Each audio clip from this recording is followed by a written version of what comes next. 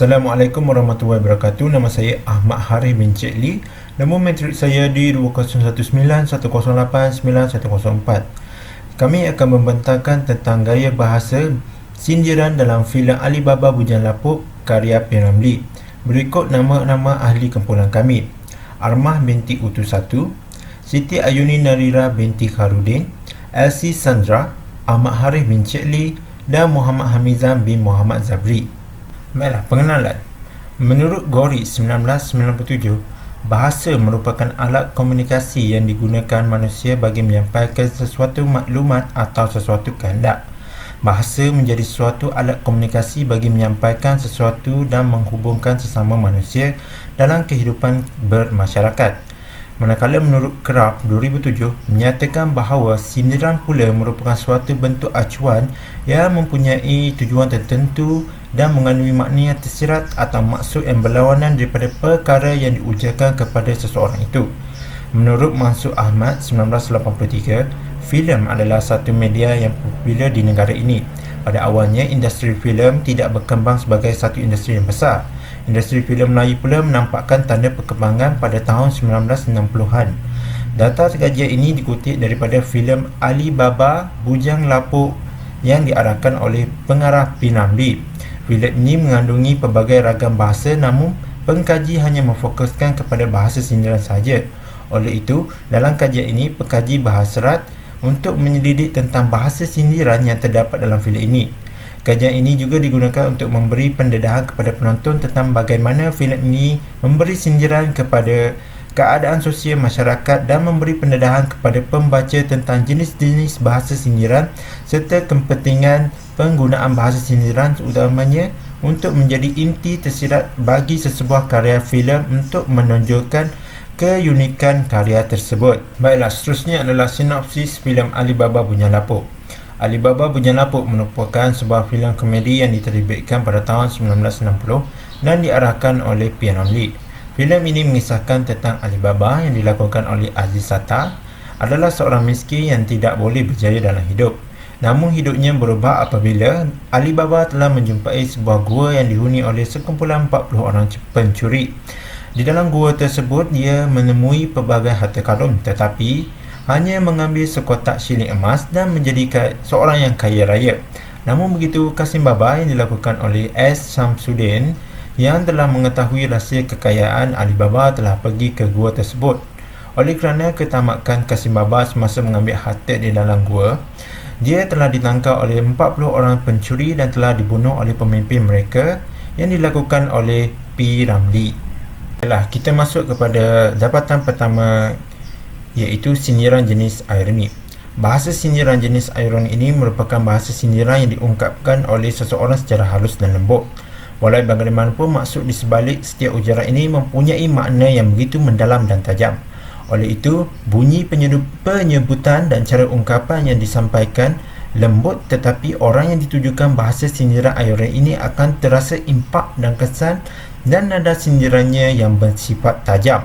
Justru itu, pemilihan data ini diambil kerana ia menepati kepada aspek bahasa sindiran jenis ironi. Ia mempunyai makna yang bertentangan dengan ungkapan seperti mana diungkapkan oleh penutur. Oleh itu, terdapat beberapa contoh dalam filem Alibaba Bujang Lapuk. Berdasarkan kepada jadual 1, data pertama yang diberikan iaitu: benar Cik Siti, jual candu ada lesen. Saya semula dari Malaya. Minit 16.42 saat. Iaitu perbualan di antara penjual sayur dan marginat. Data ini menunjukkan penjual sayur tersebut cuba menyindir bahawa pada zaman ketika itu menjual barangan yang terlarang mempunyai lesen perniagaan, tetapi bahan yang digunakan seperti makanan iaitu belacan tidak mendapat lesen pula. Data seterusnya menunjukkan perbualan antara Kasim Baba dan Alibaba, iaitu: apa orang kaya pun selalu masuk pajak gadakah? Minit 12.28 saat. Iaitu Alibaba menyindir Kasim Baba bahawa orang kaya tidak sepatutnya pergi ke pajak gadai untuk mendapatkan wang yang banyak. Hal ini menjelaskan bahawa Alibaba cuba memberi sindiran kepada Kasim Baba yang kaya raya tetapi perbuatan sama seperti orang miskin. Sindiran jenis ironi ini juga menunjukkan bahawa sindiran yang mempunyai sesuatu kenyataan maupun fakta. Oleh yang demikian, berdasarkan dalam filem Alibaba Bujang Lapuk ini, makna yang diungkapkan oleh penuntut ialah menyindir kepada ketua penyamun yang mencuri skuter daripada orang yang pernah mencuri barangnya juga, iaitu, apa dah, kepala penyamun dah, aku punya skuter pun kau kebas. Alamak, basikal pun basikal dah. Pada minit 1 jam 25 minit 20 saat. Hal ini kerana cip ataupun ketua kepada sekumpulan penyamun pada dasarnya memberi arahan untuk mencuri atau menyamun bagi kepentingannya sendiri, tetapi secara langsung ketua itu sendiri menyamun skuter orang lain. Oleh itu, berdasarkan kepada filem yang dikaji, jelas menunjukkan bahawa sindiran ironi yang diungkapkan mengandungi makna yang implisit lalu diungkapkan dengan eksplisit yang pada akhirnya memerlukan pendengar mengupas dengan mendalam. Secara konteksnya, sindiran jenis ironi ini diungkapkan dalam filem Alibaba Bujang Lapuk adalah bertujuan untuk mengelakkan daripada tercetusnya pergaduhan kerana masyarakat Melayu itu risau jika sekiranya percakapan secara terus terang boleh menyebabkan konflik antara satu sama lain. Seterusnya saya serahkan kepada pembentang. Seterusnya. Assalamualaikum dan salam sejahtera. Saya Arma binti Utusato, memegang kad matrik di 2019108761. Baiklah, saya akan meneruskan kepada dapatan kajian yang kedua, iaitu gaya bahasa sindiran jenis sinisme. Sinisme ini adalah merupakan satu gaya bahasa yang digunakan untuk tujuan menyindir secara kasar dan juga keras. Menurut Kraft 2007, menjelaskan bahawa sinisme ini adalah satu sindiran yang berbentuk kesangsian dan mengandungi unsur ejekan terhadap keikhlasan maupun ketulusan hati penutur itu. Secara konteksnya, sindiran jenis sinisme ini adalah bersifat mencari kesalahan orang lain. Sindiran sinisme ini juga akan memberikan kesan yang mendalam kepada pendengar kerana ungkapan yang diungkapkan agak kasar tetapi ia memberikan mesej yang tertentu. Apa guna ambil air perigi? Sini rumah kita pakai banyak. Pasal Anda banyak kedekut, bil air tidak mau bayar. Itu pasal air sudah kena potong. Berdasarkan kepada babak yang telah ditunjukkan, penggunaan kata kedekut menunjukkan bahawa Alaya menyindir Kasim Baba yang enggan membayar bil air kerana risau akan kehabisan wang jika sekiranya berbuat demikian, dan pada akhirnya bekalan air dipotong. Inilah sindiran atau teguran yang ingin disampaikan oleh P. Ramlee bahawa masyarakat yang lebih mengutamakan kekayaan berbanding hak asasi. Selain itu, dengan sikap kedekut ini juga akan mendatangkan kepada kesan yang negatif kepada diri sendiri maupun masyarakat. Sindiran ini juga jelas cuba disampaikan atau diketengahkan oleh P. Ramlee bahawa sikap kedekut ini masih dapat dilihat pada zaman kini yang hanya mementingkan kepada kebendaan semata-mata maupun kepopulariti. Dengan sindiran inilah dapat membentuk kepada sikap yang positif dalam masyarakat. Ya Kanda Kasim Baba, saya datang mau pinjam satu gantang gandum. Apalah kamu hari-hari datang nak pinjam, hari-hari datang nak pinjam. Kamu tak ada malu ke? Pemalas. Berdasarkan kepada contoh babak yang telah ditunjukkan, iaitu sindiran jenis sinisme dalam filem Alibaba Bujang Lapuk, dapat dilihat daripada ungkapan pemalas, iaitu menjelaskan bahawa Kasim Baba yang menyindir Alibaba yang tidak berusaha untuk mencari sumber rezeki, tapi hanya dengan mengambil cara yang mudah, iaitu dengan berhutang maupun meminjam. Sindiran ini jelas menggambarkan satu sindiran yang agak kasar, tetapi dari sudut makna ia mempunyai satu mesej yang tertentu. Sindiran ini jelas diketengahkan oleh P. Ramlee kerana sikap pemalas ini adalah satu tindakan yang kurang baik dalam membentuk individu yang bersahsia.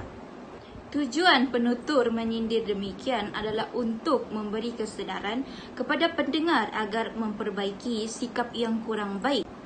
Pengungkapan sindiran yang diketengahkan oleh P. Ramlee ini juga saling berkesinambungan pada zaman kini kerana masih terdapat masyarakat pada zaman kini yang tidak berusaha untuk mendapatkan wang tetapi dengan cara berhutang, menipu ataupun skema dan sebagainya.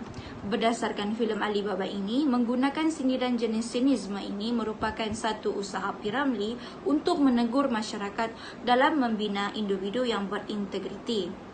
Tambahan pula, contoh babak yang menyindir secara sinisme juga dapat dilihat melalui babak iaitu hari-hari datang pinjam beras, boleh bagi pinjam tapi kasih balik 2 gantang. Kasim Baba yang menyindir Alibaba kalau hendak meminjam perlu bayar lebih. Oleh hal yang demikian, P.Ramlee cuba menegur pihak yang memberi pinjaman, terutamanya institusi kewangan yang bertindak memberi pinjaman dengan kadar bayaran semula yang berganda. Oleh itu, sindiran yang diketengahkan oleh Kasim Baba kepada Alibaba ini jelas menunjukkan bahawa ia menggunakan sistem riba, iaitu masih lagi digunakan pada zaman kini. Hal ini juga sama dengan bank konvensional yang memberi pinjaman dengan kadar bayaran balik yang lebih tinggi dan lengkap dengan riba. Perkara ini jelas sangat relevan untuk diguna pakai pada zaman kini kerana masih lagi terdapat mana-mana institusi yang mengenakan bunga yang berlipat ganda. Oleh itu, sindiran ini diharapkan dapat menegur kesilapan yang tidak sepatutnya digunakan selaras dengan hukum Islam. Oleh itu, sindiran ini bukanlah hanya suka hati P.Ramlee mengungkapkan, tetapi dimasukkan dengan tujuan untuk membentuk individu yang jujur dan juga amanah. Seterusnya, saya Siti Ayuni akan membentangkan dapatan ketiga iaitu sindiran jenis innuendo. Sindiran jenis innuendo ini merupakan satu bahasa sindiran dengan tujuan untuk mengecilkan sesuatu kenyataan yang sebenarnya. Filem Alibaba Bujang Lapuk turut memiliki penggunaan jenis sindiran ini. Melalui filem ini, penggunaan sindiran innuendo dapat dilihat melalui contoh yang pertama iaitu aku orang kaya. Aku mahu minta tolong dengan engkau. Boleh tidak engkau tolong rompak aku punya rumah pada minit perbualan 35:47 saat dalam filem ini. Perbualan tersebut membawa maksud saudagar besar yang merupakan seorang yang kaya raya mengarahkan Chip untuk merompak rumahnya. Saudagar menyindir ketua penyamun tersebut kerana kerja penyamun adalah mengambil barangan bukan hak milik mereka. Jelaslah bahawa jenis sindiran ini digunakan untuk menyangkal kepada kenyataan yang sebenar. Perbualan pada minit 49:4 saat juga memiliki unsur sindiran innuendo iaitu saya sudah menjadi kaya. Saya mesti tukar saya punya jalan. Perbualan ini membawa maksud orang kaya atau orang yang memiliki kemewahan akan berjalan dengan angkuh. Alibaba cuba menyindir bahawa dia sudah menjadi kaya, lalu dia haruslah berjalan seperti gaya orang kaya. Data yang ketiga pula untuk sindiran innuendo ini terdapat dalam perbualan minit 59:33 saat dalam filem iaitu kau orang miskin pun mau tikamkah? Kau punya wang simpan pergi makan sudahlah. Perbualan ini dikategorikan sebagai sindiran innuendo kerana orang miskin tidak memiliki banyak wang untuk makan tetapi sering melibatkan diri dalam aktiviti perjudian. Sarjan cuba menyindir kepada orang miskin yang tidak mempunyai wang tetapi hendak turut serta bermain judi yang menonjolkan orang miskin itu tidak sedar diri. Seterusnya, saya serahkan kepada pembentang yang seterusnya. Assalamualaikum warahmatullahi wabarakatuh dan selamat sejahtera. Nama saya Muhammad Hamizan bin Muhammad Zafri, nombor kad metrik di 2009-108-9066. Di slide kali ini saya akan menceritakan tentang sindiran jenis antifrasis. Gaya bahasa sindiran jenis antifrasis ini dapat dikatakan bahawa satu bahasa yang seakan sama dengan sindiran jenis ironi, iaitu sindiran yang menggunakan perkataan dengan makna yang terbalik. Menurut Kraft pada 2007 mengatakan bahawa gaya bahasa antifrasis ini merupakan satu gaya bahasa sindiran yang mempunyai bentuk yang sipi-sipi dengan ironi yang menggunakan kata dan makna yang terbalik ataupun songsang bagi tujuan untuk menghindari perkara yang tidak baik atau perkara yang jahat. Bahkan sindiran jenis antifrasis ini juga merupakan satu sindiran yang terdapat unsur nada berbentuk ironis dan kata-kata yang tersirat.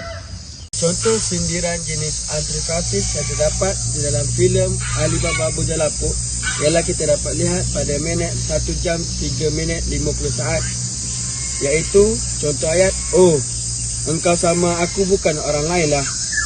Kalau kau tak mau bayar pun tak apalah. Tapi kalau kau mau bayar, bayarlah lebih-lebih sedikit." Contoh jenis sindiran antifascis yang kedua yang kita dapat lihat pada filem Alibaba Bujang Lapuk ialah pada minit 1 jam 17 minit 17 saat, iaitu contoh ayat, "Aku kasih engkau beli kopi, engkau boleh lepaskan aku, boleh tak?" Contoh yang ketiga, sindiran jenis antifascis yang kita dapat lihat dalam filem Alibaba Bujang Lapuk ialah pada minit 1 jam 51 minit 57 saat, iaitu contoh ayat, "Oh, itu dulu.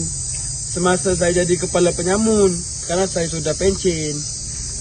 Contoh yang pertama menjelaskan bahawa Kasim Baba cuba menyindir Alibaba yang berhutang dengannya. Tetapi tempoh untuk Alibaba terlalu lama, mendorongkan Kasim Baba menyindir dengan mengatakan bahawa jika sekiranya Alibaba hendak membayar hutang, dia mengatakan untuk bayar lebih daripada jumlah yang dipinjam olehnya.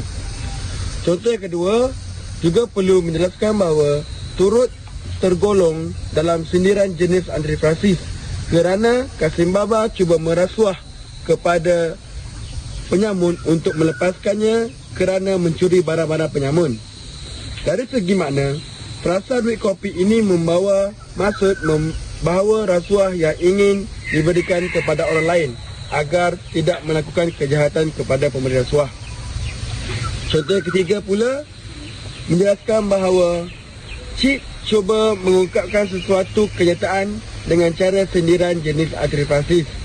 Hal ini kerana beliau berhenti melakukan kerjayaannya sebagai penyamun dan sudah pencen, iaitu sudah berhenti tetapi melakukan pekerjaan dengan mencuri barang orang lain dan telah menjadi ketua kepala penyamun. Sekian, terima kasih. Tepuk tangan seterusnya saya serah kepada kawan saya. Salam sejahtera. Saya akan menerangkan tentang dapatan kajian kami yang kelima, yaitu gaya bahasa sindiran setia. Gaya bahasa sindiran setia merupakan satu bahasa yang berbentuk penolakan dan mengandungi kritikan terhadap sesuatu situasi untuk mencari sesuatu kesalahan. Gaya bahasa setia ini bertujuan untuk menyindir seorang yang melakukan kesilapan ataupun kesalahan. Tujuan penggunaan gaya bahasa sindiran setia juga ini adalah untuk mencari jalan agar sesuatu masalah itu dapat diubah dan diselesaikan. Sebagai contoh, dalam filem Alibaba Bujang Lapuk karya Tan Sri P. Ramlee ini dapat dilihat pada durasi 1 jam 6 menit 34 saat, di mana terdapat ayat seperti ini. Sorry Cip, ini hari Sabtu, setengah hari, besok hari Minggu, holiday. Kalau Cip nak rompak hari Isnin bolehlah. Sorry dah. Dalam cerita Alibaba Bujang Lapuk, ayat ini dilontarkan oleh ketua penyamun yang berada dalam filem itu, yang dilakonkan oleh Tan Sri P. Ramlee sendiri, di mana pada ketika itu ada salah seorang tuan rumah yang ingin rumahnya dirompak oleh penyamun. Tapi ketua penyamun itu menolak permintaan tersebut kerana pada hari itu adalah hari Sabtu, di mana mereka hanya bekerja setengah hari, dan ketua rumah itu pula meminta ketua penyamun dan penyamunnya untuk menyamun pada waktu malam. Ini menunjukkan bahwa perkara itu salah kerana dia diminta untuk bekerja pada hari cutinya. Seterusnya ialah kekerapan penggunaan gaya bahasa sindiran dalam filem ini. Jika dilihat dalam slide yang saya tunjukkan dalam jadual, terdapat 4 jenis gaya bahasa sindiran yang memiliki kekerapan dan juga peratus yang sama penggunaannya dalam filem ini, yaitu gaya bahasa sindiran ironi, sarkasme, innuendo, dan juga antifrasis, dengan masing-masing berkongsi sebanyak 3 kali kekerapan penggunaannya dengan mencatatkan sebanyak 20% dalam penggunaan di dalam filem ini. Seterusnya, gaya bahasa sindiran sinisme yang hanya digunakan sebanyak 2 kali dalam filem ini bersamaan dengan 13%, dan akhir sekali yaitu sindiran setia yang hanya digunakan 1 kali sahaja di dalam filem Alibaba Bujang Lapuk ini dengan mencatatkan sebanyak 7%. Seterusnya saya akan beralih pula kepada kesimpulan di dalam kajian kami ini. Secara keseluruhannya, pengkaji mendapati bahawa dalam filem Alibaba Bujang Lapuk karya Tan Sri P. Ramlee ini terdapat sebanyak 6 jenis gaya bahasa sindiran yang digunakan dalam filem, yaitu gaya bahasa sindiran ironi, sinisme, sarkasme, innuendo, antifrasis, dan juga satire. Di dalam filem ini, dia telah menunjukkan bahawa pengarah filem atau pembikin skrip filem haruslah peka dalam menggunakan gaya bahasa sindiran dalam filem atau mana-mana cerita agar jalan cerita filem itu akan menjadi lebih menarik dan mampu memberi kesan serta pengajaran kepada penonton. Perkara ini demikian kerana penggunaan gaya bahasa sindiran ini sudah tentu memiliki message yang tersendiri dan penonton akan mengetahui cara penggunaannya serta mampu untuk mempraktikkan gaya bahasa sindiran ini di dalam kehidupan seharian mereka. Sekian saja daripada saya. Terima kasih.